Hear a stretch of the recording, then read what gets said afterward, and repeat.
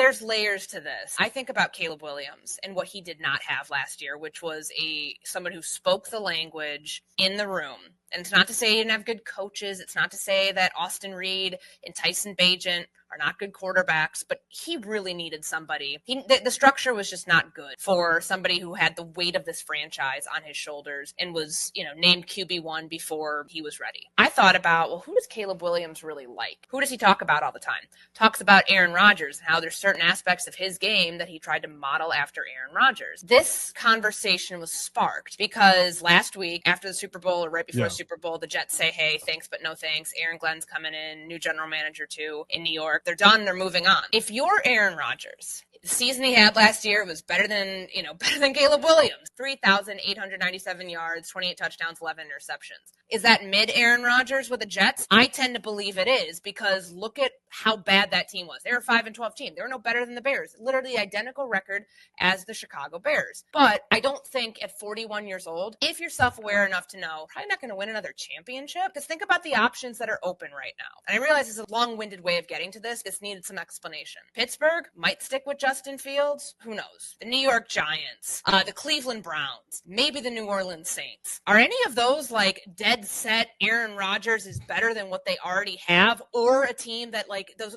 for two of them, Giants and Titans that I mentioned, they're using a pick on a quarterback. They're doing that. You don't want to be top 3 in the draft. Hell, the Cleveland Browns could do it if they really wanted to. Yeah. And it's just none of it makes sense to where Aaron Rodgers, day one, surefire starter somewhere else that makes a team that much better. And also knowing the baggage that you bring in with an Aaron Rodgers. If he's self-aware enough and reached a point of self-actualization where he wants to do some, kind of right some of his wrongs, because publicly, is he a first ballot Hall of Famer? Absolutely. But I think he's done himself a disservice the last couple of years by the way that he's handled things off the field with the New York Jets, of course. If he's at the point where he can right his own wrongs and not do what he did the last time he was in this situation where he could have brought along Jordan Love and he said, no, I'm good. I still want to go. Can you learn from someone like Ben Roethlisberger who wouldn't do it with Mason Rudolph or any of the other quarterbacks and see how poor that succession plan was and say that this could be part of my legacy at the end to bring along the next possible Aaron Rodgers, then him as a backup, I think makes a lot of sense. Now, obviously, it's going to come down to does he want to be a backup? Because at 41, he could be like, if I'm not a starting quarterback, then I'm retiring right now. Yeah. And to no fault, like I would not fault him for doing that. Do I think the Bears would do this? No. I think that the guy who did the discount double check on you and like said, I own you. Yeah. I don't think the McCaskies would sign off on this, but there's logic in place that shows you it would make sense for someone like Caleb Williams. You have 4-time MVP in the room.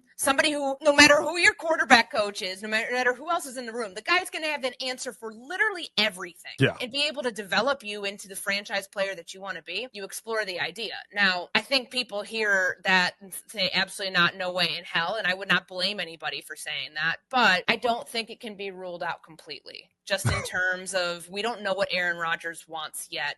Next year. You're 41 years old, dude. Like, you're going to keep playing? I just think that it's something that should be considered because this is more than just the on-field legacy that he could leave. And I think he could change a lot of opinions about him if he ends up, maybe kind of like bucking the notion that he's all about it for himself.